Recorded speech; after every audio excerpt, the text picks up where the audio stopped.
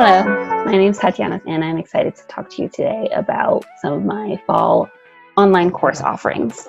So having a strong foundational understanding of fractions and being comfortable with the idea of fractions and not just thinking of it as numerator, denominator, cross multiply, whatever, is going to make a big difference in their comfort levels with math moving forward.